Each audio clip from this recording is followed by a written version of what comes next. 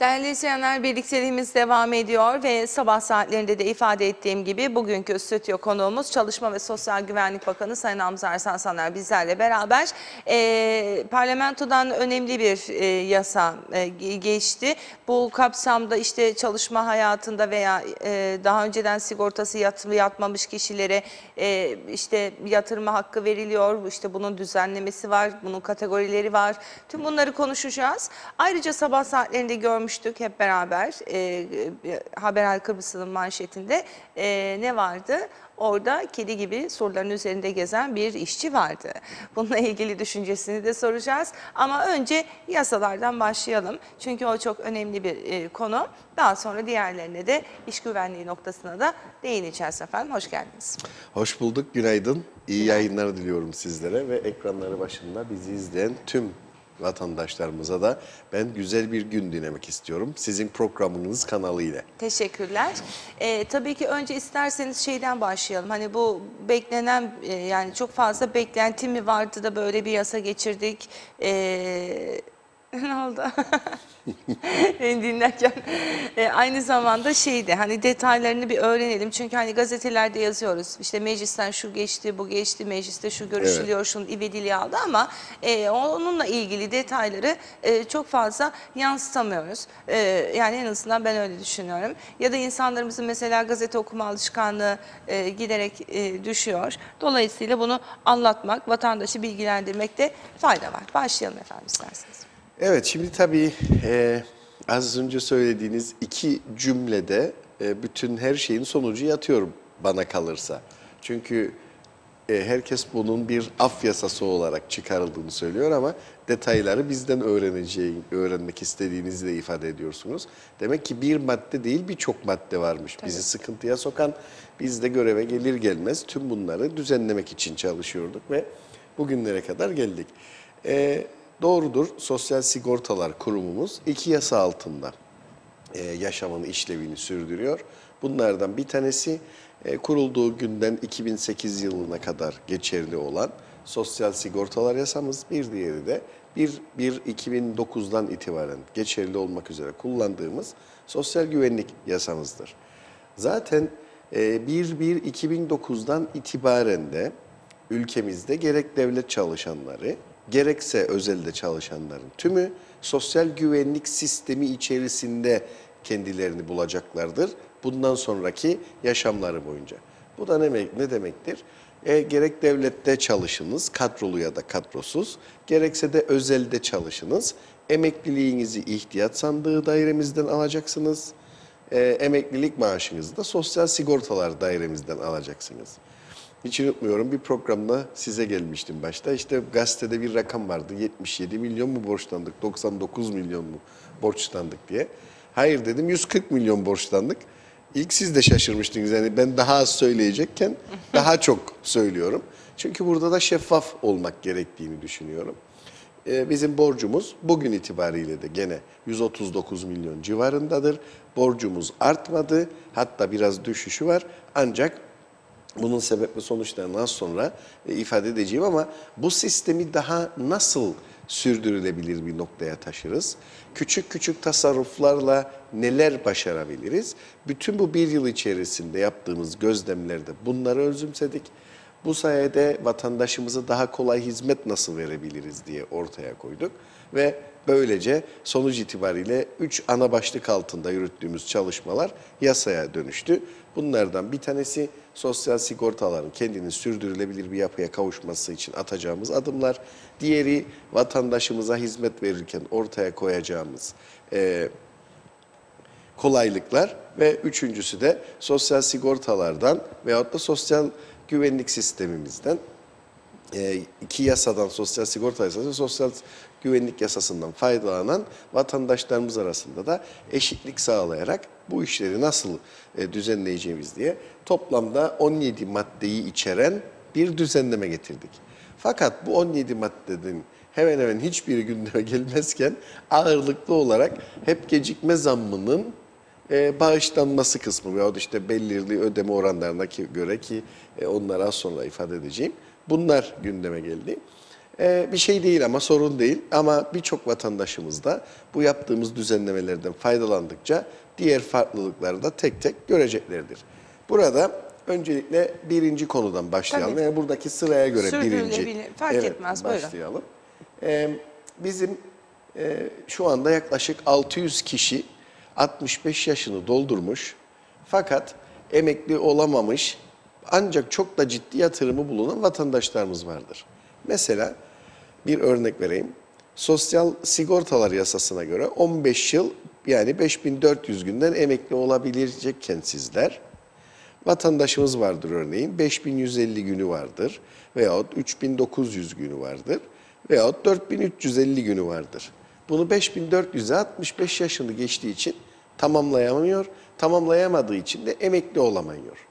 Sadece buradaki ince ayrıntı şu, geriye kalan günlerini toptan ödeyerek değil bu tip arkadaşlarımız, 2 yıl kaldıysa 2 yıl daha yatırım yaparak, yani 67 yaşında veyahut 66 yaşındaysa 68 yaşında emekli olmanın imkanlarından faydalanabilecek. 2 yıl mı oradaki kriter sadece? 2 yıl değil, ne kadar kaldıysa o kaldıysa. 5400'e tamamlaması gereken gün sayısını o gün sayısı kadar yatırım yaparak emekli olabilecek. Peki toptan yatırmak isteyenler de yatırabilecekler Şimdi mi? bizim sistemimizde toptan yatırım yok. Yalnız şu var, siz emekli olmak için bir takım yatırımlar yapmışsınız daha önceden.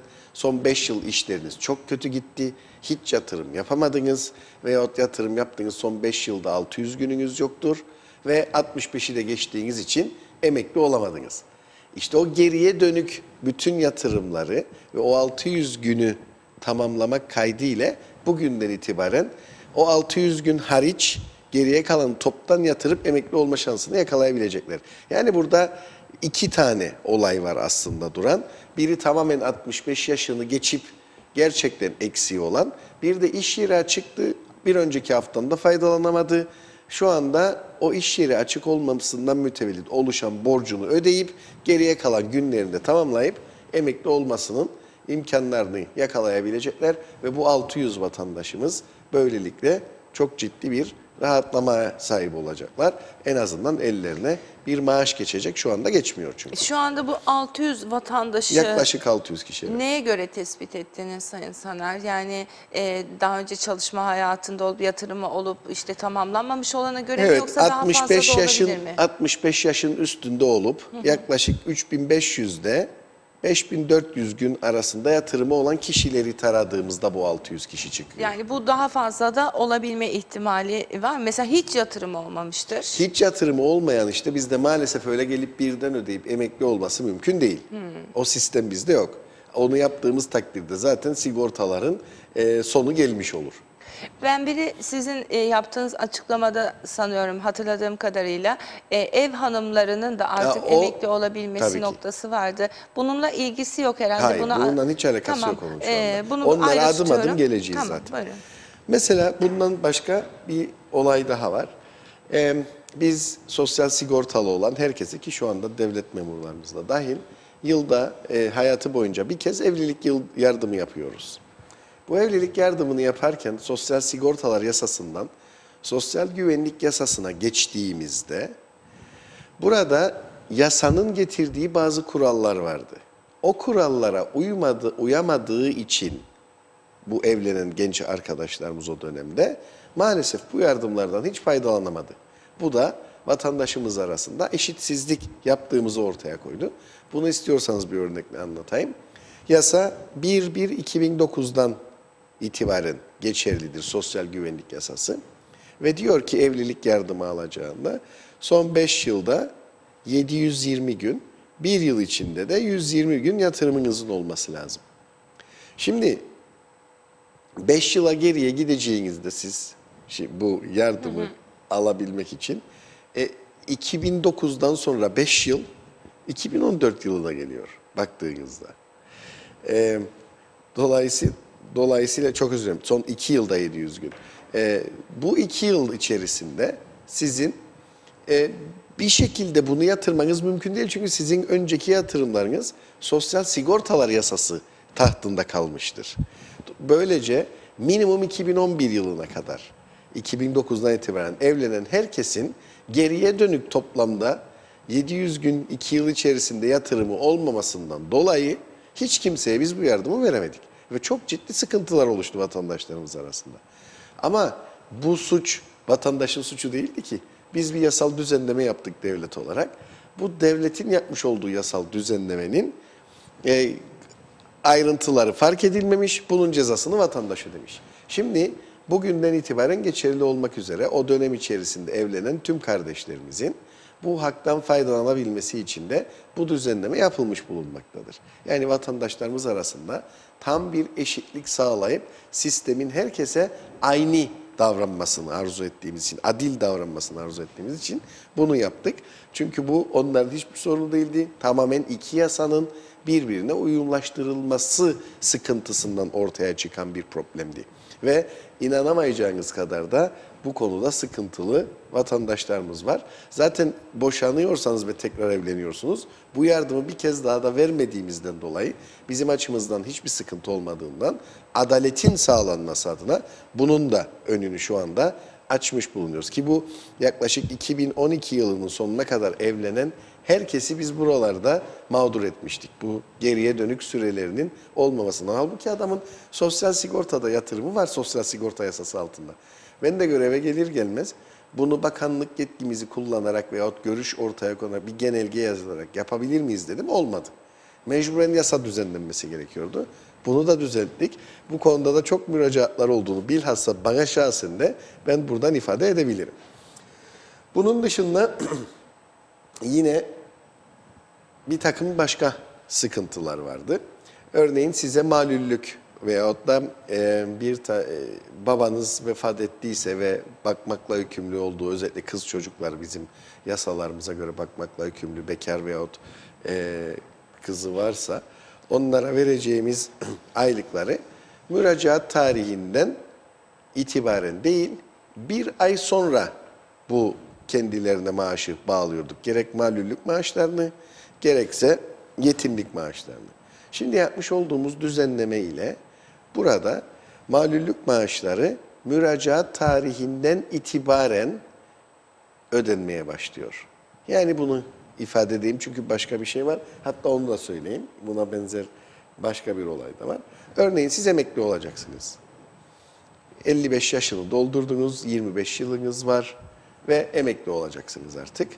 Doğum tarihiniz bugün kaçıdır? 13 Nisan 2017.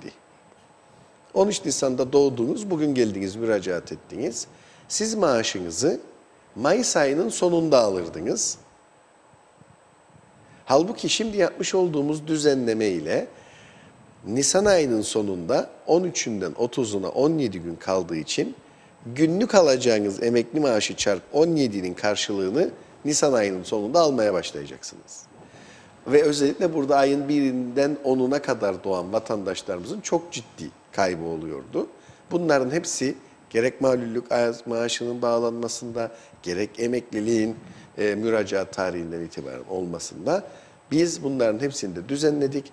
Artık müracaat tarihinden itibaren sizler bu maaşlarınızı çok net bir şekilde alabileceksiniz. Ama geriye kalan ayın günlerinin karşılığı olan maaşınızı alacaksınız. Sayın Saner, konudan çok uzaklaşmadan bir sorumuz var. Hemen onu da size soralım. Yani dediğim gibi konudan uzaklaşmadan.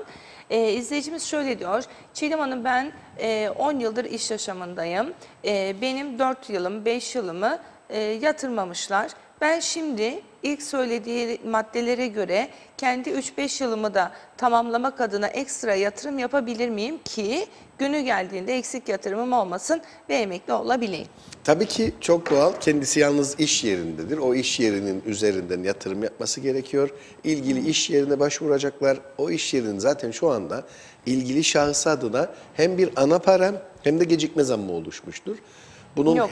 Başka bir iş yerinin yatırmadığını söylüyor. Tamam, başka bir iş yerini yatırmadığını söylüyorsa da onun da karşılığını yine o iş yeriyle konuşup, örneğin sizin yanınızda çalışıyordu, benim yanımda çalışıyordu. Ben ödemedim, sizin yanınıza geçti. Benimle konuşup bunları şu anda yatırabilir. Zaten çalışan kişinin borcu benim üzerimde hala daha görünüyor. Ancak bu şirket battıysa buralarda problem var ama bunların birçoğu, yani bu tip olayların birçoğu çözülebilecek olaylardır ve ben inanıyorum ki bu ilgili kardeşim, şimdi isim görmediğim Ben için özellikle spesifik ismini olarak kendisi söylemeyin bize diyor çünkü. hemen başvursun. Biz kendisine bu konuda kesin yardımcı olabileceğimizi inanıyorum ve bu konuda ne yapması gerektiğini de söyleyelim. Bakanlığımızın santralından bize ulaşsın, bana ya da müsteşarımıza. Hemen biz kendisine yardımcı oluruz bu konuda. Hiçbir sorun olmayacağını buradan söyleyebilirim. Peki, devam Evet, edelim. şimdi devam edelim buradan. Bunun dışında yapmış olduğumuz Malulleri anlatmıştınız. malulleri anlattık. Çünkü ara verince tabii böyle. Şimdi yine ölüm aylığının başlangıcı, özellikle işte Ölüm ve ne? ölüm aylığının başlangıcı. Bakmakla yükümlü olduğu çocuklar diyoruz ya hep şeyde. Nasıl olacak bu? Şimdi burada da çok ciddi sıkıntılar yaşıyorduk. Kayıtlarımızın güncel tutulabilmesi için ve yetimlik aylığının ona göre başlaması için ölüm tarihinden 3 ay sonrasına kadar yapılan müracaatlarda bu yetimlik maaşı kendilerine bağlanabiliyor. Bu yetimlik maaşı sayesinde de geriye dönük o 3 ay dahi olsa alınabiliyor.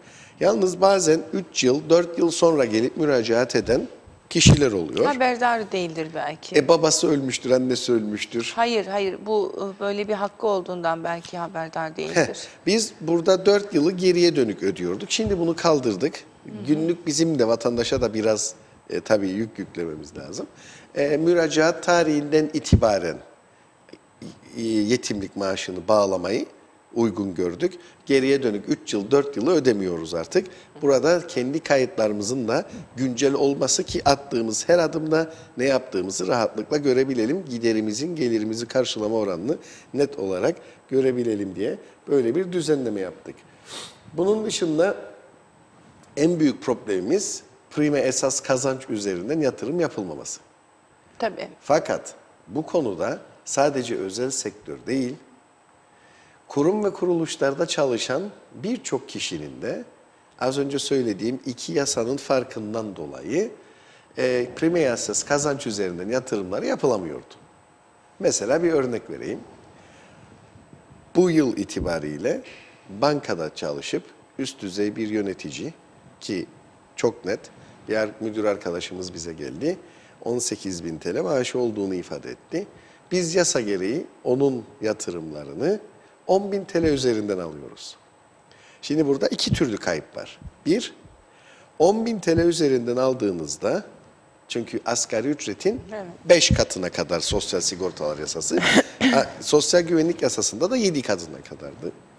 10.000 TL'ye göre aldığınızda burada sosyal sigortalara gelen değer A ise 18.000 TL üzerinden aldığınızda sosyal sigortalara gelecek olan değer 2A kadar olacaktır neredeyse.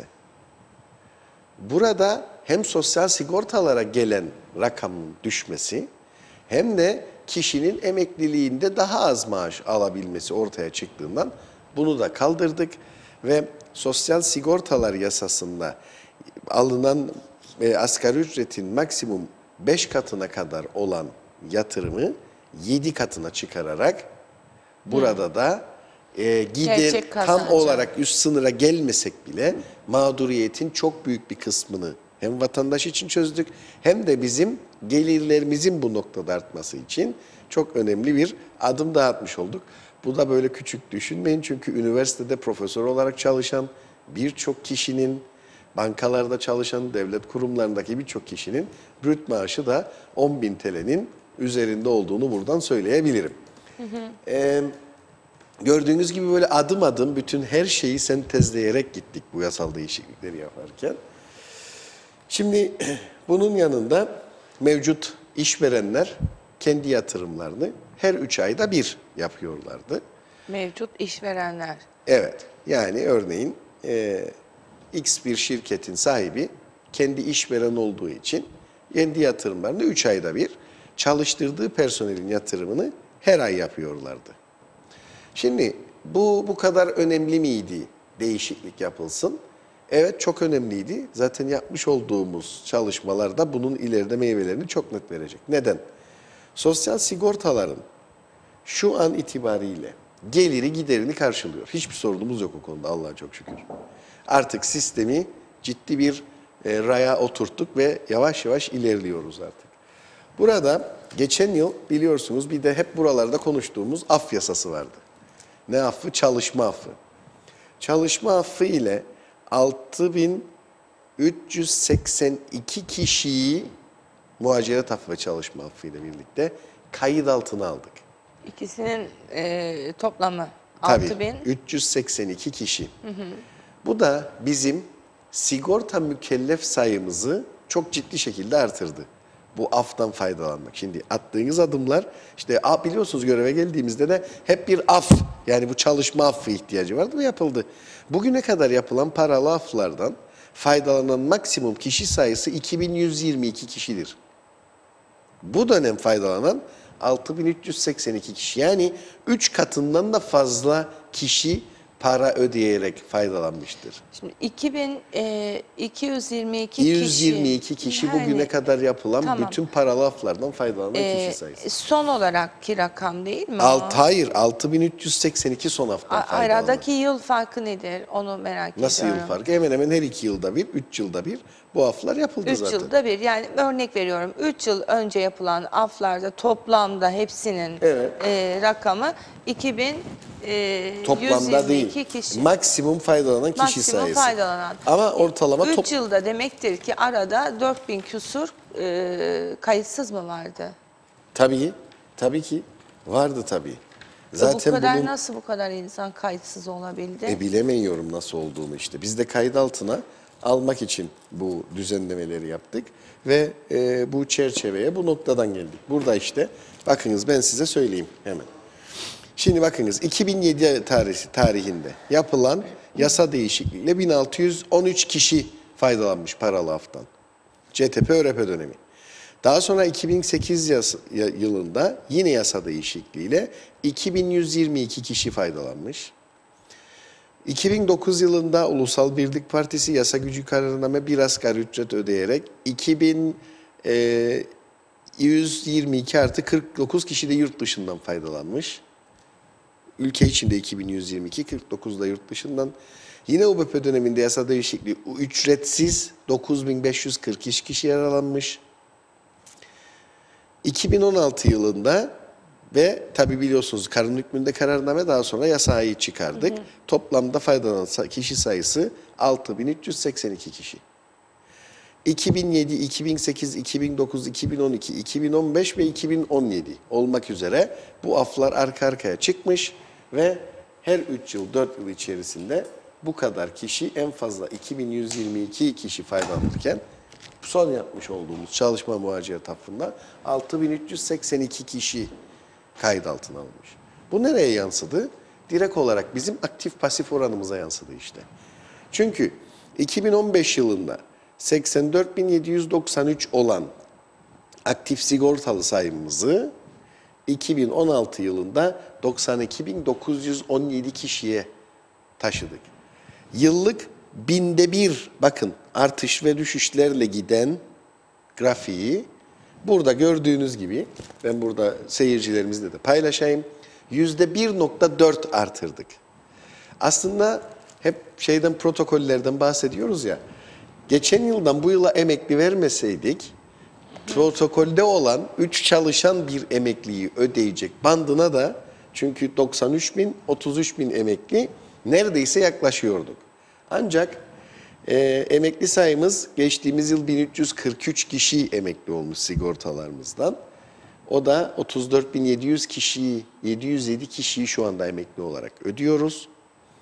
Toplamda da 2.52 olarak devraldığımız aktif pasif oranını her yıl binde bir artan son 2011 yılından aktif pasif oranını yapmış olduğumuz bu çalışma ve ortaya koyduğumuz bu kolaylaştırmalar sayesinde %1.4 artırarak çok ciddi bir gelir elde ettiğimizi söyleyebilirim. Bu aktif pasif oranı diyorsunuz ya, aktif pasif oranı derken kastettiğiniz şey nedir tam olarak? Aktif çalışan kişi sayısı siz, ben özelde veyahut devlette 2009'da giren, pasif de şu anda emekli olup ödeyen. Yani sizin yatırımlarınız Şu andaki mevcut. Emeklileri. Buradaki 93 bin kişinin yatırımı 34.700 kişinin maaşını ödüyor demektir. Toplam ne kadar maaş ödüyor emeklilere sigortalar? Bizim yıllık bütçemiz yaklaşık 900 milyon Türk lirasıdır. Bunu aylığa böldüğünüzde 75 milyon gibi bir rakama tekabül ediyor bu da. 71, 13'üncüler dahil. 13'üncüler hariç. 13'üncüler hariç. 13'üncüleri hep zaten konuştuk biliyorsunuz. 13. maaşlar siz de buradan sorduydunuz geçtiğimiz yıl için. Geçen gün de açıkladınız. Tespitlerimizi ama şimdi ben açıklamadım. Yine sizin gibi sordular. Aynen burada olduğu gibi. Ben de cevabını verince sanki ben yine 13. maaşı konuşuyor pozisyonuna düştüm. Yok öyle bir şey aslında. Evet. Çünkü 13. maaşı da bakanlık olarak en erken ödeyen bakanlıkta olduk. 15 Aralık'ta ödediydik çünkü biliyorsunuz 13. maaşı sigortalar. Şimdi 75 milyona 13'üncüler de eklendiğinde iki katı olmuş. O zaman tabii sıkıntımız oluyor. Ne ama kadar oluyor? Ortalama 60-65 milyon açık veriyoruz işte. Artı. Artı. Ama bunu bu yıl Maliye Bakanlığı'ndan bizim aldığımız için sonuç itibariyle bu yatırımlar yapılmıyor. Maliye Bakanlığı'nın ortak bir projeyi çerçevesinde bu rakamı aldığımız için ondan borcumuz 140-141 olmadı, 139'a indi diyorum. Çünkü gelirimiz giderimizi karşılıyor ve para bile artıyor. Şimdi bunu niye yaptık? 3 aylığı 1 aylığı. Biliyorsunuz Ocak, Şubat ve Mart yatırımlarının karşılığını Nisan ayının 20'sinde alıyorsunuz işverenlerden. Bizim gelirlerimiz giderimizi karşılıyor ya. Şimdi ne oluyor? Ocak ayında sorunumuz yok çünkü Aralık ayının maaşını da alıyoruz, yatırımlarını da alıyoruz. Ocak ayı maaşını öderken problemimiz yok. Ama Şubat'la Mart'ı öderken eksiye düşebiliyoruz. Bu defa ne oluyor? Gidip bankalardan aylık 2 milyon, 3 milyon, 10 milyon gibi rakamlar borçlanmak zorunda. Bazen 15 milyon. Topladığımız paraya göre 75 milyon ödeyeceğiz çünkü. Buradaki sıkıntı işverenlerin o 2 ayda yatırım yapmamasıdır. Ne oluyor? Bu paranın, bu 15 milyon, bunun gibi 8 ay düşünün, 120 milyon. Sadece buradan biriken paranın faizi bize yılda 2-3 milyon arasında bir fark getiriyordu. Boşuna ödüyorduk bu rakamları. Şimdi buradaki hedefimiz Temmuz 2016'dan itibaren işverenlerin de yatırımlarını her ay alıp, burada işverenlere de çok ciddi bir kolaylık olacak çünkü. Bizim her ay artık maaşları ödeyebilecek kadar bir parayı toplamamızın imkanını yaratacağız. Böylece her ay sonu borçlanma zorunda kalmayacağız. Evet. Veya çok minimum değerler artık borçlanmak zorunda kalacağız. Bu da bizde yılda minimum 2-3 milyon gibi bir rakam tasarruf demektir. Önemli bir rakamdır. Sürdürülebilir bir yapıya geçmemiz için. Şimdi her ay olunca bu defa bununla ilgili olarak da her ay vatandaşlar zaten 3 ayda kendi çalışanlarının sigortalarını yatırdığı için bir de kendininkini oraya eklemesi sorun değil ama bu bizim için de daire içinde büyük olacak. Ama bu sorun değil. Çalışanlarımız bunu özveriyle karşılayacağını ben biliyorum. Bunun yanında ama elektronik ortamda borçlu doldurma, elektronik ortamda siber konularda Merkez Bankası güvenliği sağladığı günden itibaren de para transferi yapma imkanlarını da yarattık. Bunun da yasal düzenlemesini yaptık. Bu da eksikti maalesef. Tabii. Şimdi sizin sorduğumuz soruya geliyoruz. Bunun yanında bizim ev hanımlarına veyahut isteğe bağlı olarak sigorta yatıranlara. Mesela işte çalışmıyor adam şimdi ama bir geliri vardır bir yerden. O mesaj az önce yazıyordum ya. Onu mu yazıyordunuz? Ev hanımlı bir arkadaşımız var. O konuya geliyor musunuz? Geliyor musunuz? Geliyoruz diye yazıyorum ama. Geldik peki. Yani şey yapamadım. Peki. Şimdi ev hanımlarına veyahut isteğe bağlı sigorta yatıranlar da 3 ayda bir yatırıyordu. Şimdi 30 yaşını geçtiyse ev hanımımız. Söyleyeyim hemen, aktif zaten şu anda bizimle beraber program yapıyor yani neredeyse. 63 yaşındaymış, hiç bugüne kadar da yatırımı olmamış. Hiç yatırımı olmadıysa sıkıntımız var. Çünkü 15 yıldan önce yani kayıtlarına bakmamız lazım. 2 yıl, 3 yıl yatırım yapıp emekliliği eğer önceden yatırım yaparsa mümkün değil. Onu da söyleyeyim. Çok net söylüyorum buralardan bakın yani. Yok söyleyin zaten tabii ki ki. vatandaş bu konuda Evet, bilgili evet. olsun. başka bir sıkıntı, başka bir şey varsa Evet ama bize onu da müracaat çözelim yani. edebilir. Biz gerekli her türlü kolaylığı kendilerine gösteririz. Nelerden faydalanabileceğini de söyleriz. Bunun yanında şimdi düşününüz ki 30 yaşını geçtiyseniz minimum 6. basamak yani karşılığı 3000 TL yaklaşık üzerinden yatırım yapacaksınız. Kendinizi işte isteğe bağlı veyahut ev hanımı gösterdiğiniz için işveren gibi addedilirsiniz. İhtiyaç sandığı yatırmak zorunluluğunuz yoktur. Dolayısıyla ayda 600 TL gibi bir rakam yatırmak zorundasınız kendinize. Emekli olduğunuzda bir rakam alabilirsiniz diye. Bunun 3 aylık karşılığı 1800 TL. Şimdi siz düşününüz. 3 ayda bir yatırıyorsunuz. Bir yere 600 TL'yi koydunuz. 2. ayda koydunuz. 2. ayın sonunda evde bir sıkıntı oldu. O 1200'den bir şey harcadınız. 3. ayın sonu geldi. Bunu yatırmanız mümkün mü? Birçok ev kadınımızın bu konuda yaşadığı ciddi problemler var. Çünkü bizim istediğimiz rakam 3 ayın sonunda 1800 TL neredeyse bir asgari ücrettir sonuç itibariyle. Bunu da dedik ki herkes tasarruf yapar gibi aylık yatırım yapabilsin. Bunun da önünü açtık. Güzel bir çalışma bu, evet. Yani gördüğünüz gibi hep sentezledik problemleri. Birinci esas hedef vatandaşımıza yardımcı olmak. Bunun yanında paralel aynı özellikle bir hedef. Vatandaşın geleceği olan Sosyal Sigortalar Kurumu'nu ne kadar az faiz ödeyip iş yapabilirse, kendi ihtiyaçlarını karşılayabilirse de onun önünü açmaya çalıştık ve bu çalışmalar bu şekilde gerçekleşti. Dolayısıyla bu yaptığımız yasal düzenlemeyle de her ay artık arkadaşlarımız yapabilecek ama 1 Temmuz'dan itibaren de biz bakanlık olarak ki belki de gelen ay hedefledik bunun çalışmaları son noktaya geldi. Elektronik ortamda bordroların yapılması ki bununla ilgili bakanlığın ilgili dairesinin sayfası şu anda değişmiş durumdadır. Bordrolar gelir önünüze ama açılmıyor henüz. Bunları da hep EFT ile birlikte açıp vatandaşımızın kullanımına sunacağız ki bu daha sonra planladığımız çalışma yaşamıyla ilgili yabancıların çalışma izinlerinde de kullanacağımız bir yöntem olacak.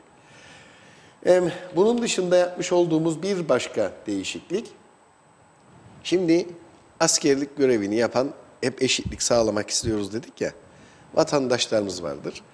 Bu vatandaşlarımız, erkek vatandaşlarımız devlete girdiği zaman askerlik süreleri hizmetlerinden sayılmasa da emekliliklerine yansıyordu ve devlet bunu karşılıyordu.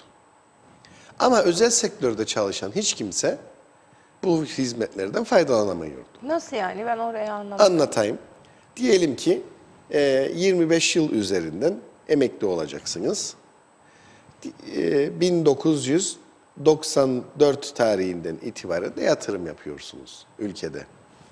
Asker birisi için mi söylüyorsun? Asker değil, dışarıda çalışan Dışarı. birisi. Hı hı. Şimdi 1994 yılından beri eğer 66-67 doğumlu bir kişi ise bu yıl emekli olabilir. 50 yaş mevcut yasa ki o da yaşlara göre artırıldı.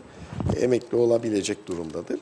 Dolayısıyla bu konuda ilgili arkadaşımız 25 yılı doldurduğunda 25 yıl üzerinden emekli olacak. Burada temel felsefemiz 25 yılı doldurmak kaydıyla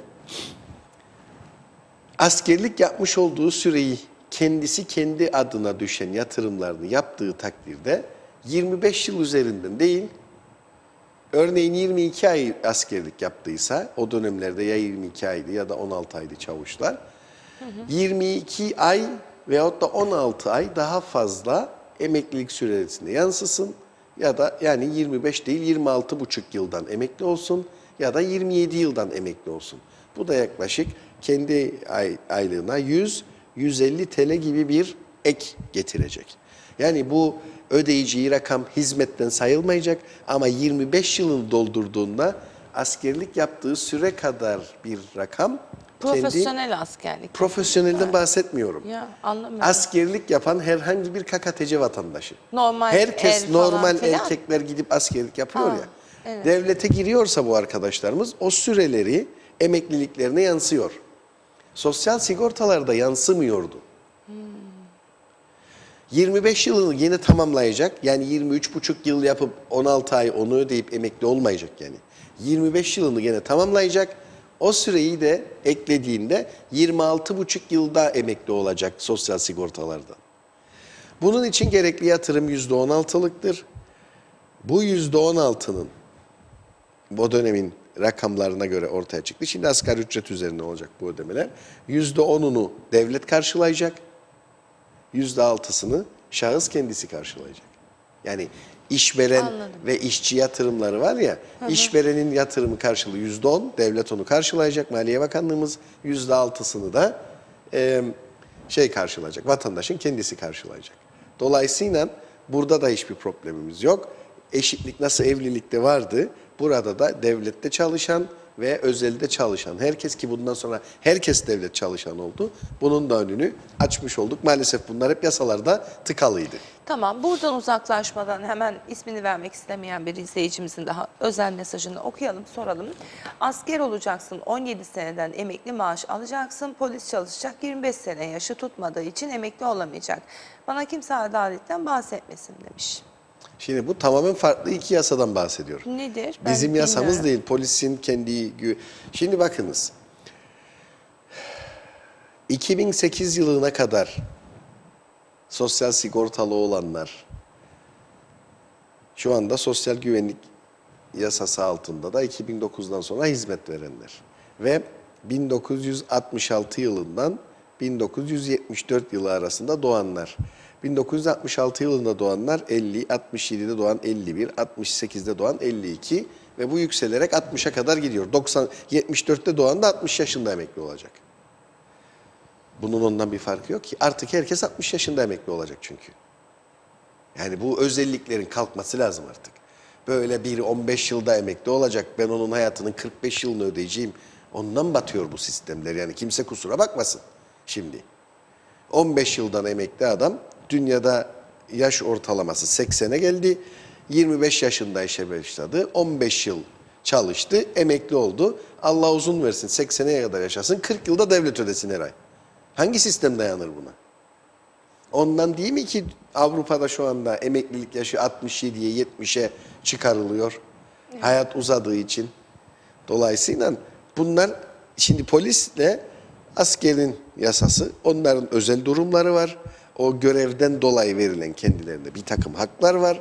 Onu ben şimdi risk burada... faktörleri vesaire var. Ki. Yani bir taraftan biz evimizde ya rahat rahat yatıp uyurken ve ülkenin güvenliğini sağlayan biz de o asker kurumlar kardeşlerimiz yani. gibi gidip asker subay olsaydık bizim de o hakkımız vardı. Kimse bizim hakkımızı elimizden almadı ki. Tabii. Herkes bilerek yaptı bu işleri. Ben de gidip subay olsaydım, şu anda benimle yaşıt olan bütün subay arkadaşlarım emekliyken ben daha emeklilik hakkımı yeni kazandım. Sosyal güvenlikten girsem 9 sene sonra kazanacaktım. Gibi. Yani burada ben Hak adalet konusunda konuşmam bile yani. Bunu hepimiz bilerek yaptık çünkü zamanında. Evet. Hiç kimse bilmeden hareket yapmadı bu konuda. Şimdi bunun dışında yapmış olduğumuz bir başka değişiklik de elektronik ortamda yapıldığında söyledik. İfade ettiniz. Evet. Bizim Sosyal Sigortalar Kurumumuzun ödediği bir takım harçlar vardır. Nedir bu harçlar? Mahkeme harçları, posta ücretleri, yapıştırmış olduğumuz pullar, sözleşmelere veyahut herhangi bir işlem yaparken devletin gerekli olduğu ve banka ve sigorta işlerinde vergilerine karşılık olarak alınan rakamlar. Bunların da hepsinden Sosyal Sigortalar Dairemizin muaf olmasını sağladık şu anda. Bu da bize yaklaşık 600.000 TL sadece pul parasından. Aylık mı bu? Yıllık. Yıllık 600.000 TL. Veyahut diğerlerinde koyduğumuzda minimum 1 milyon TL bir tasarruf sağlayacak. Evet. Gördüğünüz gibi böyle küçük küçük adımlarla biz hedefe doğru giderken, sürdürülebilir yaparken, ama bu arada teslim etmediğimiz, vermediğimiz hakları da vatandaşımıza tanıyarak bu işleri sağlamaya çalışıyoruz. Evet. Şimdi gelelim esasına. Yani en son konuşacağımız noktaya. Ona gelmeden başlamadan peki, bunu da soralım da devam edelim. Bu arada çok fazla soru var. Toparlayarak gidelim çünkü süremizin son 20 dakikasının içerisine girmiş bulunuyoruz. Diğer soruları da sorma zamanımız olsun. İzleyicilerimiz sormadı. cevap vermedi. Bence bakan bir başka demesinler. program yaparız, dilediğinizi sorarsınız. Bu programda herkesi, yani program başında kedi gibi yürüyen adamın hakkında ne düşündüğümü de çok rahat söylerim her programda Söyleyin. yani. Kedi gibi yürütmemesi gerekenlere sorarım bunun hesabını. O kadar basittir yani. Ha. Yani bunun Yani şimdi işlem yapacak mısınız ilgili şirketle ilgili veya tabii belediyeyle ki ilgili? şimdi biz bunu ihbar kabul edip hemen belki de çalışma dairesi şu anda yapmıştır bile. Evet, Bilmiyorum. devam edelim. Çiğdem Hanım, Sayın Bakanımıza sorar mısınız? 2008 yılında işe başladım. Adada şu an ihtiyaç sandığım yok. Tekrar gündeme gelecek mi? Şimdi ihtiyaç sandığı yatırımları konusunda ihtiyaç sandığı yasasında da bir yasal değişikliğe gidiyoruz. Daha henüz gitmediniz ama. Hı hı. Yani Hayır, yanlış anlaşılma olmasın tabii diye ki, ben tabii ki daha tekrar henüz ettiriyorum gidemedik. size. Yani hazır savcılıktan görüş geldi. 2-3 noktada sıkıntımız var. Onları düzeltip onu da. Şimdi Çiğdem Hanım bakınız. Az önce sorduğumuz soruda inşaatlarda iş sağlığı ve güvenliği tüzüğü. Çıkış tarihi 1998. 1998 tarihinden bugüne 30 sene mi geçti? Yani 27 sene geçti, ne geçtiyse. Kimse dokunmamış. Aynı yerde duruyor. Günün koşullarına uyarlanmamış. Sosyal sigortalar yasası, sosyal güvenlik yasası uyumlaştırılamamış. Sıkıntılarımızı işte görüyoruz, yani neler yapıyoruz. İhtiyaç sandığı keza aynı durumda. Çalışma dairesinin gene aynı gün kendi idari problemlerini çözebilmek için idari teknik bölümlerde yapmış olduğumuz bir başka yasal düzenleme. Ama bir bunun yanında ülkenin artık af gerektirmeyecek şekilde çalışma yaşamının düzenlenmesi, bakanlığın elektronik ortama geçmesi. Yani bunlar hep bir yılın içine sığdırdık ama inanın öyle bir mesai harcıyoruz ki, yani kolay işler değil bunlar. Özellikle meclisten bir hazırlayacaksınız, yasa prosedürü başlatacaksınız ve birebir ben bakan olarak meclisteki prosedür dahil hepsini takip ediyorum, hepsine de gidiyorum. Yani hiç boş bırakmıyorum ortamı. En ufak bir gecikme olmasın diye. Ama bir yılda ancak bu kadarını yetiştirebiliyoruz. Kolay değil. Bir de bakanlığın yapmakla zorunlu olduğu projeler var. Onlar da şimdi bir bir gelecek. Onlarla da ilgileneceksiniz. Yani ama yıllardır olmayan her şey bu bir yılın içine sıkıştırılmış. Haklı vatandaş hizmet bekliyor. Evlendiniz, evlilik yardımı alamadınız. Anlatın bana, bunu niye alamadınız? Anlatabilir misiniz bana? Yani bunu anlayamam. Yani ben de anlayamam. Ben de vatandaşınızım. Ben de anlayamam. ya ben de verilmesini anlayamıyorum. Çok özür dilerim Nasıl ama madem verilmesini? istediğiniz söyleyeyim. Evleniyor adam, evlilik yardımı, doğum yapıyor, doğum yardımı, bilmem gözlük alıyor, gözlük parası falan. Hiçbir kategorize edilmeden durmadan devlet birilerine bir şey veriyor. Yani bir Nasıl? engelliye verir, evet çok ciddiyim. Engelliye verirsiniz anlarım. Yani derim ki engellidir, hayatını idame ettirmede sosyal devlet açısından devletin yardım etmesi gayet doğal ve olumlu. Ne bileyim, bunun dışında hani çok ciddi mağduriyet yaşayanlar var. Yani aşırı derecede bu kanıtlı olanlar. Onu da anlarım. Ama yani 4800 TL maaş alan bir adama da evlilik parası verilmesi kadar saçma bir şey yok Sayın Saner. Çok kusura bakmayın ama yani böyle. Şimdi bu- yani şimdi ne bileyim, bakınız, adam bilmem ne kadar alıyor. Verdik verdiğinizde ne oldu? Batıyoruz işte. Yani çok özür dilerim ama Şimdi bakınız. ben böyle görüyorum. Hani sorduğunuz için kendi ben- fikrimi söylüyorum. Ben sosyal devlet olmanın gereği bunların yapılması gereğine inanan bir bakanım. Ben de Siz buna katılmayabilirsiniz. inanmam Ben yani. sizi ikna etmek için de burada Acil uğraşmayacağım. Versin falan. Uğraşmayacağım çünkü bunu hayatında Yok, bir kez bu alıyor yasal hak adam. zaten verilmiş. Gözlük Ona yardımı bir şey tabii ki diyemeyiz yapıyoruz, yani. yapacağız da yani. Zaten hasta olduğunuzda ilacınızı da ödemiyor muyuz? İşte bence yapılmaması lazım. Olur mu? çok Nasıl şey. sosyal devletsiniz o zaman? Hasta olan Canım, insanın ilacını ödemeyeceksiniz. Yani şöyle yapın o zaman. Hastanede insülini ölçebilecek cihaz yok. Onu verin, onu alın. Adama Ama Panadol bakınız, parası vereceğinize. farklı şeyler konuşuyorsunuz. Çok farklı şeylere giriyorsunuz. Hastanede Benim bakış açım benim yani baktığım kişi sosyal sigortalı olan kişidir. Devlet memuru değil. Onun için iki kategoriyi de ayırmanız lazım. Devlet memuru olan arkadaşım zaten gidip hiçbir ücret ödemeden hastaneden alırken sosyal sigortalı vatandaşım eczaneden alıyor ve %20'sini ödüyor, %80'ini biz ödüyoruz ilaç parasının da. Yani Bunlar da sosyal devletseniz yapacaksınız. Aksi takdirde sosyal devlet olmanın gereklerini yerine getiremezsiniz. Evet, Neyse. bu kapsamda sosyal devlete açtığınız bir sorumuz daha var. Onu da soralım size, Peki. şey olmasın. Çok özür yani sabah saatlerinde geldi bu soru çünkü. Hani iş güvenliğinden de bahsetmiştiniz ya. Sayın Bakan'a bir sorum olacak, bir açıklama yapmıştı. Eğer diyor iş yerlerine denetimi, bunu açması iyi oldu aslında. Denetimi yaparsak çoğu iş yeri kapanır demişti. Bu programda demiştiniz. Sonra çok günlerce aynı şekilde konuşuldu, hatırladınız mı? Devam edelim.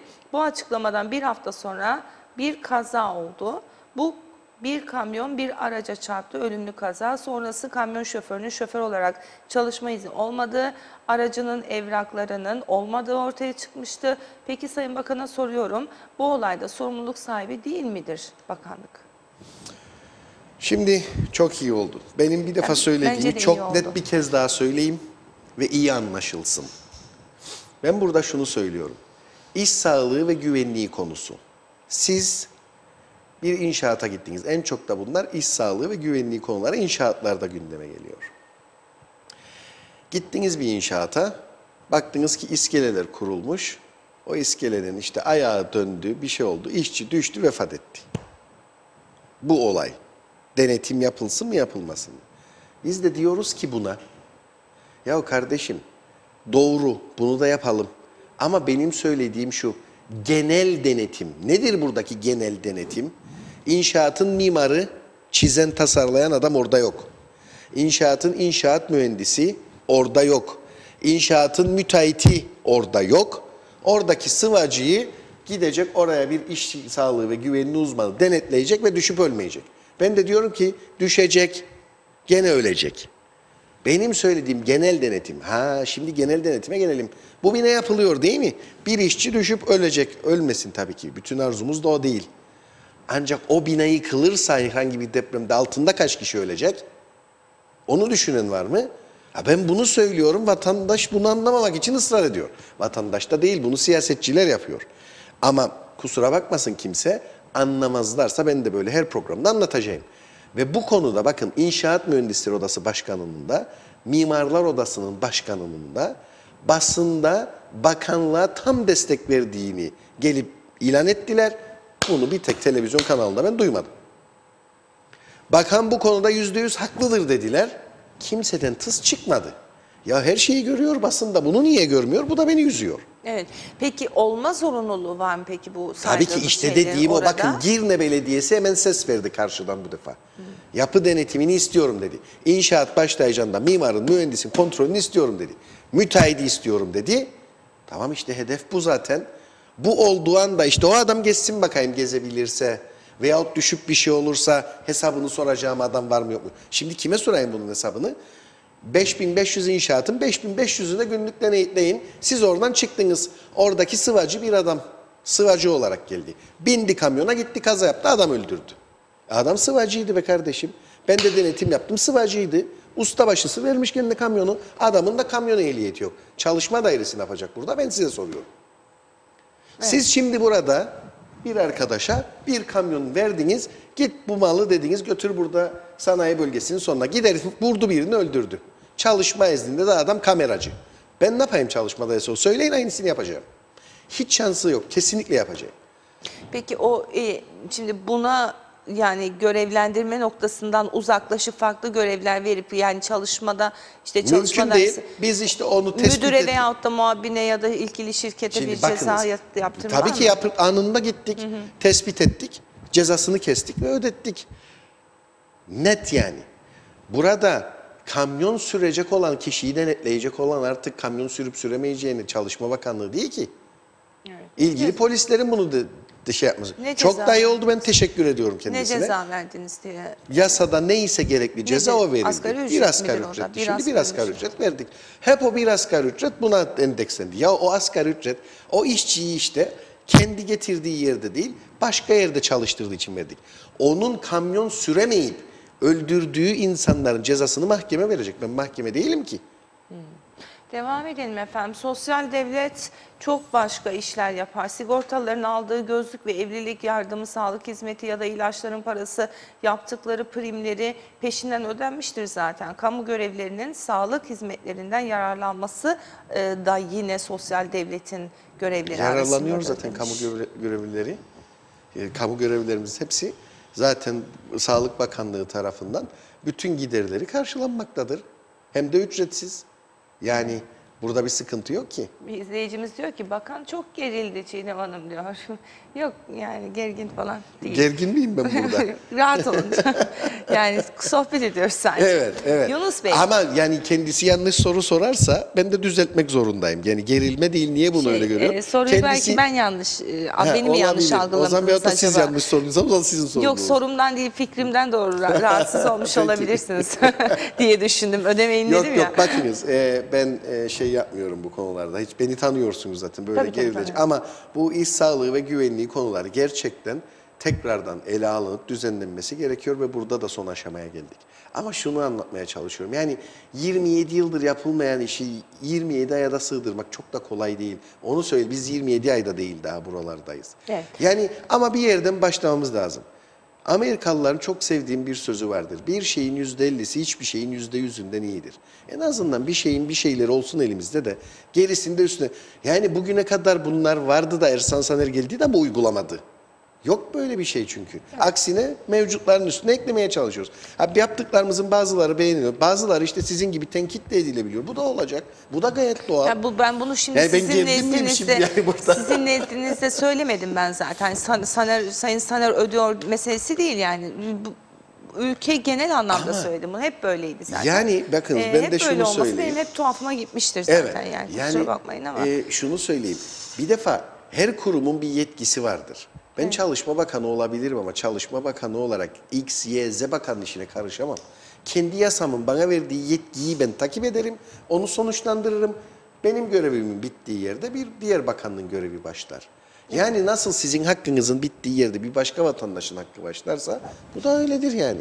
Devam edelim efendim. Evet, şimdi gelelim esas şeye. Yine sizin affımızın şeyi. yaptığınız açıklamalara binaen Tabii ki. birkaç sorumuz var. Günaydın, Diyalog ailesinde de Sayın Bakanımıza da bir sorum var. Yasada asgari ücretli çalışan bir kişi cumartesi çalışmak zorunda mı? Yasada var mı? Ve devlet memuru cumartesi çalışmıyor. Asgari çalışan üvey evlat mı? Bir de yine affı çıkardınız ama her taraf kaçak dolu. İspat edin deyin, ispatlayayım diyor. Güzel yurt kaçak dolu. Metin Bey bir tane daha soru göndermiş. Yani az önce aktardığım Yunus Bey'in mesajıydı. Metin Bey 3-4 yılı neden geri ödemiyorsunuz? Bu sefer de yetimin hakkı yenmiş olmaz mı? Hani o ilk maddelerde bahsettik ya, dedik şeyden sonra, müracaattan sonra ödenecek diye. Bir şeye de çok doğru Ersan Bey, 60 yaş az bile, İngiltere'de 67'dir demiş emekli yaşı için. İsmet Ezel Bey de günaydın demiş bize. Evet. Evet, buyurun. şimdi tabii ölümden sonra siz şu var bakınız, eğer ihtiyaçlıysanız zaten bize başvurunuz mutlaka olur Çiğdem Hanım. Evet. Yani bu ihtiyacınızsa ve siz bu parayı alıp yaşayacaksınız, 3 sene sonra gelip başvurmazsınız. Bilmem anlatabiliyor muyum ne demek istediğimi. Anladım. Dolayısıyla fazla da bu işin üzerine gitmeyi düşünmüyorum şu anda. Şimdi gelelim esas affın konuşulan yani af dedikleri noktaya. Burada da çok ciddi bir beklentimiz var. Beklentimiz şu, bizim 140 milyon borcumuz var ya, bu yaptığımız af değil aslında. Ana para aynen duruyor. Ancak gecikme zammından af yapıyoruz biz. Ben bir daha tekrar eder misiniz? 140 milyon borcumuz var 140 dediniz. milyon Türk lirası borcumuz var bizim Tamam. bankalara. Sigorta. Burada hedefimiz en az 50 milyon Türk lirası toplamak. Bu 50 milyon Türk lirasını topladığımızda biz borcumuzun 3'te 2'sini kapatmış olacağız. 3'te 1'ini kapatmış olacağız. Hatta 1.3'ünü, borç 3 ise 1.7 kalacak demektir bu. Burada da yapacağımız af, topladığımız parayı hedeflediğimizde af ana paradan değil yapılacak olan. ana paranın üzerine gelecek olan Faiz falan. faizden gecikme zammı dediğimiz gecikme zammından olacak. Yüzde kaçtır ki gecikme zammı? Miktara göre değişiyor Tabii mu? her aya göre değişiyor. Ondan sonra yıllık oluyor. Yıllıkta da her yıl bunun faizi devam edip gidiyor.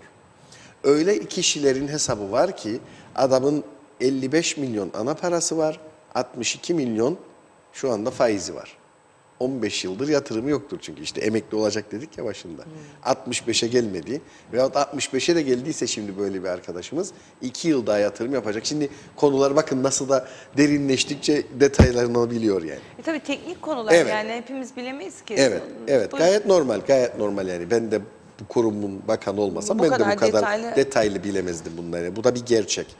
Şimdi diyelim ki adamın 100 TL, 100 bin TL bize borcu var.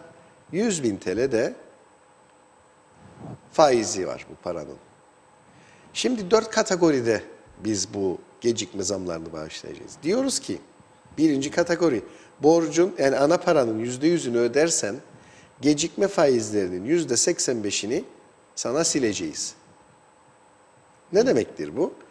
Adamın borcu 200 bin TL idi. 115 bin TL ödeyip borcunu sıfırlayabilecek şimdi. Ama %100'ünü ödeyemezsen, şimdi bu 3 tane sektör şeyi de katmanı da taksitlendirme imkanı da tanıyoruz. %75'ini mi ödedin diyoruz bu defa borcun, ana paranın çok özür dilerim. Bu defa da gecikme zammının yaklaşık %60'ını siliyoruz size. Evet. %50'sini öderseniz %35'ini siliyoruz. %25'ini öderseniz %15'ini siliyoruz. Niye kademelendirdik? Herkes bu ödeyeceğini ödesin ve bu gecikme zammı artık burada bir çizgiyle bitsin, kalan borç devam etsin. Yani zammın da faizi devam etmesin. Bilmem anlatabildim mi ne demek istediğimi? Ya bankaların böyle hani o bileşik faiz uyguladığı gibi bir şey. Ve diyoruz ki ne kadar çok ödersen o kadar çok kar et. Şimdi burada %75'ini ödeyen kişi, %50'sini ödeyen kişi ve %25'ini ödeyen kişiye de kalan borcunu ödemesi için 36 ay taksit yapıyoruz. Buna da baktığımızda en düşükten de yatırsa, en üstünde yatırsa ayda 100 veyahut 300 TL arasında değişen rakamlarla bir kişi kendi borcunu, mevcut sigortasını yatırırken yani 600 lira yatırırken 900 lira yatırarak veyahut 800 lira yatırarak 36 ayın sonunda bütün borcundan da kurtulma imkanı tanıyoruz kendisine. Evet. Ve altını çizerek söylüyorum. Diyelim ki 36 ay bu rakamları ödeyemedi. Artık bu ödediği anda kendisine bağışladığımız faizlerden sorumlu, gecikme zammından sorumlu olmayacak bu ilgili kişi. Yani vatandaşa da bu konuda ciddi bir rahatlatma getirmeye çalışıyoruz. Ama ana hedefimiz %100'e oluşmak olduğu için bu konuda da bugün Ekonomi Bakanımızla da tekrar bir araya geliyorum. Farklı bir takım yöntemler daha düşünüyoruz. Bu 1-2 gün içerisinde onu da tam yasa uygulamaya girdiğinde açıklayabileceğim diye düşünüyorum. Evet. Şimdi burada böyle bir soru daha geliyor. O zaman borcunu ödeyenlere ne yapıyorsunuz? Şimdi borcunu ödeyenlere ne yapacağımızı da söyleyeyim. Borcunu ödeyenlere Yani bugüne kadar sıkıntısız Evet. ödeyenlere. istihdam destekleme kalemimiz var. Bizim istihdam destekleme fonumuz var ihtiyaç sandığında. Orada çalıştırdığı işçiler için 18-35 yaş ilk kez çalışma hayatına katılacak kişiler için yine bir projemiz var. Bir hafta içinde onu da açıklıyoruz. Bundan kim faydalanabilecek? Borcunu düzenli yatırıp Yüzde kaç bu dediniz? nasıl yüzde kaç? Yani bu fon yüzde kaç? Yüzde değil. Yüzdelik 18-35 yok mu? yaş arasında yeni işe alacağı kişilerde kendisine destek vereceğiz. Çok ciddi bir miktar yatırımını da devlet karşılayacak. Belki de tümünü. İşte projeyi açıklayacağım dediğim o. Anladım. Bir sorumuz var efendim Tabii ki, size. alalım İzleyicimiz sorumuzu yine da. göndermiş. 140 milyona ihtiyaç sandığına olan borç ve faizleri dahil Hayır, mi? değil. Gecikme zamları veya faizleri tahakkuk etmiş kamu alacağıdır. Bu bir aftır. diyor. Borçlanarak ödeyenleri, ödedikleri faizleri kim tazmin edecek? Borçlanarak Borçlanarak ödeyenlerin, bugüne kadar ödeyenleri. ya borçlanarak ödeyenlerin faizlerini Yani tabii kim söylediği tazmin şudur, edecek? yani borç aldı, bankadan ödedi, o bankaya faizini ödedi. Şimdi bu geçmiş dönemlerde olan olaylar. Yani bize böyle bir çok ciddi bir talep var bu konuda. Burada bir karar alırsınız hükümet olarak. Bu gecikme zamları için bağışlanması mı var? Bunu bakanlık olarak söyleyeyim. Hükümetin icraatıdır tabii ki ama bakanlık olarak biz bu gecikme zamlarını affetmek için gerekli başladık. Ama ben şunu da söyleyeyim. 93 bin mükellefimizin yani 73 bini sürekli ödeyen kişilerden oluşmaktadır. Dolayısıyla böyle sıkıntı duyduğumuz çok da rakam 15 bin gibi olduğunu düşünürsek %18-20'sidir bu noktada olabilen vatandaşımız. Onlar da kendi keyiflerinden değil, ekonomik sıkıntılarından dolayı bu. Ama sigortalara yatırım yapmak, kendi geleceğinize yatırım yapmaktır emekliliğiniz için. Bunu da herkes işte 60'a gelince anlıyor ve geriye dönük yatırabilir miyim diye soruyor. Bunun da sebep sonuç ilişkisi budur. Hayat boyunca çalışmıştır ama yatırımı yoktur. 60'a 50'yi geçince anlıyor artık.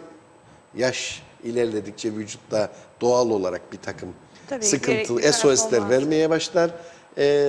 Bütün bunlar da o zaman fark edilmeye başlar ki bu da ciddi bir sıkıntı. Evet. Neyse, genel olarak 5 da dakikamız bu Sayın konuda Soner. çok ciddi bir girdi bekliyoruz. 50 milyon TL gibi bir rakam toplamayı hedefliyoruz. Bunu da toplayabilirsek inanıyorum ki sosyal sigortaların bankalara olan borcunun 3'te 1.2'si 1.3'ünü kapatıp sigortaların ödemiş olduğu faizleri 3'te 1 oranında da azaltmış olacağız. Bu da sürdürülebilirlik anlamında sigortaya her 6 yılda ödediği rakamı 9 yılda ödemesini sağlayacaktır. Çok ciddi bir rahatlama getirecektir diye düşünüyorum. Tabii bunun yanında başka programlarımız var. Yerel istihdamı desteklemek, kadın iş gücünü artırmak, sosyal sigortalardaki kayıt sayısını yani protokoldeki 3'e 1'i yakalamak için bunları da ileriki günlerde paylaşacağız. Peki. Sayın Saner, son olarak haberiniz olmadığını düşündüğüm bir konuyu dile getirmek istiyorum. Yani tahmin ediyorum ki haberiniz yoktur. Şimdi bir eylem planlanıyor. Gerek Çalışma ve Sosyal Güvenlik Bakanlığı'na karşı, gerek de Aydan Hanım neyin şeyiydi, dairenin Sosyal Hizmetler Dairesi'nin müdürü. Ona karşı. Şimdi emin değilim, isim vermeli miyim, vermemeli miyim, doğru olur mu onu bilemedim ama isim vermeden ifade edeyim. Diyelim ki ben Çağlayan'da Çocuk Esirgeme Kurumu'ndan bir evlat edindim. Gerekli araştırmalar mutlaka yapılmıştır ki bana o evlat edindirme hakkı verilmiştir. Aldım çocuğu 1 yaşında. 2 yaşına kadar çok güzel baktığımı iddia ediyorum. Her şeyin mükemmel gittiğini de söylüyorum. Bir gün Sosyal Hizmetler Dairesi veya ilgili yetkililer kapımı çalar ve bana der ki biz bu çocuğu senden geri alıyoruz. Neden? Biz sana başka çocuk verelim. 4 yaşında var bir tane. Tekrar bir teklifte bulunulduğuna göre bir anomali yok demektir. Yani şimdi ailede bir tuhaflık varsa zaten ikinci bir çocuğu teklif etmezsiniz. Ailenin iddiası bu yönde. İsim vermeden konuşmaya Ben çalışacağım. kim olduğunu çok net biliyorum. Biliyorsunuz. Evet, Ne çok oldu? net biliyorum. Neden böyle oldu? Sonuna kadar çalışanlarımın yanındayım. Öyle mi? Evet, sonuna kadar. Yani iddialarının aslında doğru olmadığını mı Kendine göre söylüyorsunuz? herkesin iddiaları doğru olabilir. Ama ben bakan olarak bu çocuk 3 kez daha alındı o aileden. 3 kez de benim yetkimle verildi. Ben de onu söyleyeyim o zaman buradan. Onu isterler. Güzel yurttan bahsediyoruz Evet, değil mi? güzel yurttan bahsediyoruz. Çünkü bana yazdılar bunu. Neyse bu Ben konular sizinle hassas konular. konuşmadan önce Sonuna kadar çalışanımın yanındayım. Altını çizerek söylüyorum. Daha fazla da bu konuyla ben çok ince ayrıntılı çalışmalar yapıyorum. Nasıl yardımcı olabilirim diye. Bu kadar siz bu konuyu söyleyen, yani bana bu konuda en az 15 tane siyasi aradı beni şu ana kadar. Allah Allah. Evet. Ve kendisini sürekli uyarım. Bırak ben çalışmalarımı tamamlayayım. Ona göre konuşuruz. Menfi ya da müsbet. Beni de tanıyorlar zaten artık yani. Kendisini saat 7.30'da ekibimle birlikte, ailesiyle birlikte bakanlıkta gece 7.30'da kabul ettim. Bakın 5'te değil, 4.30'da değil, 7.30 gece diyorum. Fazla konuşmak istemiyorum. Herkes dilediğini yapabilir. Özgür bir ülke. İlk kez siyah çelenk yemedik. Ulaştırmada çok siyah çelenk yedik biz. Hayır, şöyle ifade edeyim size. Ama o büyük bir hataydı personelimin yaptığı. Sana başka bir çocuk verelim önerisi. Beklemeden yapılmış bir, iyi niyetten yapılmış bir öneriydi. Ama bu karpuz değil ki ya. Tamam ya, o da benim. Marketten, manavdan bir şey almıyoruz. Yani o noktada değilim. Ama hani şimdi haber yapılmasını istediği için bizim görevimiz bu, yani basın mensubuyuz. zaten yapacaksanız Dinlerseniz yapacaksınız. beni, sözümü bitireyim. Şimdi basın mensubuyuz. Ben de ona dedim ki yani Sayın Bakan çarşamba günü stüdyo konuğumuzdur. Kendisine bu görüşü, yani bununla ilgili soru sormadan, biz öyle tek taraflı falan haber yapan bir kurum değiliz. Elbette ki taraf eğer haber olacaksa da haber yani herkesin ve gerçek neyse, doğru neyse o yönde olur. Yani her kapımızı çalıp şunu haber yapın diyen şeyi de yapmayız yani. Etik kurallara aykırıdır zaten. Yani dolayısıyla o yüzden sordum bu soruyu. Yoksa olayın detaylarını, şusunu, busunu zaten istesem burada konuya girerken anlatırdım. İstesem isim de verirdim. Şimdi Ama bakınız, çocuklar için ben yazık. diyorum ki, bakınız benim bir tek resmimi görmezsiniz bu çocuklarla yaptığım ziyaretlerde. Tabii. Bakın Olmaz tarayın zaten. basını, bir tek fotoğrafımı görürseniz bu çocuklara yap. Niye ben de bakan olarak bu tip kurumları ziyaret ettiğimde, onlardan güzel anılar paylaştığımda haber yapmak en doğal hakkım değil mi?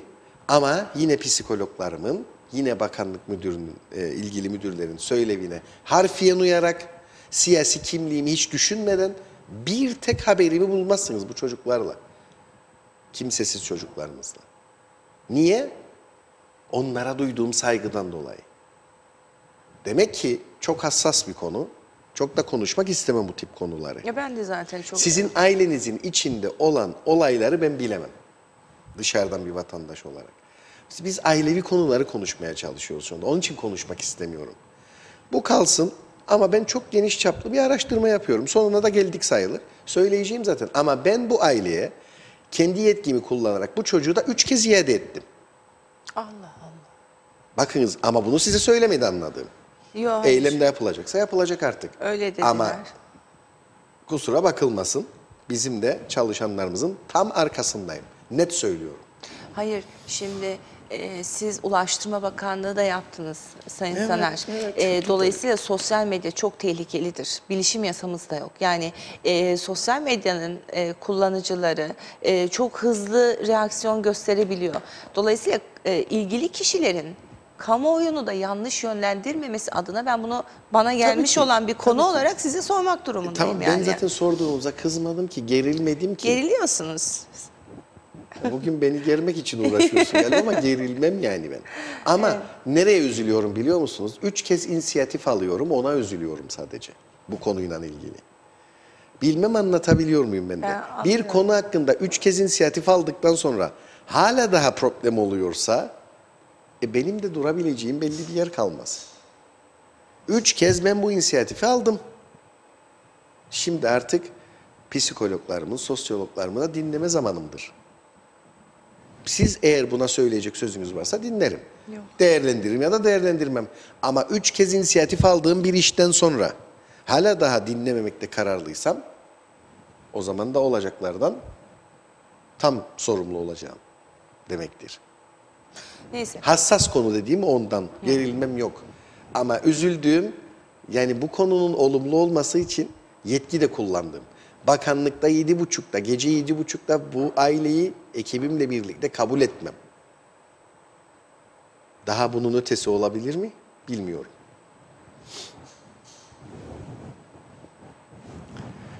Siz mi gerildiniz şimdi? Ne olduğunuzu anlamadım. Yok, kediyi merak öldürürmüş. Beni de mi merak diyorsun? öldürecek diye Tamam, düşünüyorum. okey. Ama biz sizin meraklarınızı konuşamayız. Ekranda konuşmayalım yani. Off Merak the ediyorum record'da ama. konuşamayız. Allah Allah. Evet, off the record'da konuş. Çünkü ailenizin içini ben konuşamam, ailemin içini. Onu söylemeye çalışıyorum. Anladım. Peki.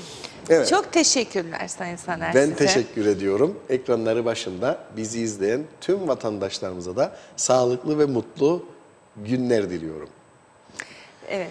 Değerli izleyenler, bugün için teşekkürler. Birlikteliğimizin sonuna gelmiş bulunuyoruz. Yeniden sizlerle beraber yarın yeni bir günde görüşüp buluşacağız efendim. Gününüz güzel, ömrünüz sağlıklı geçsin. Hoşçakalın.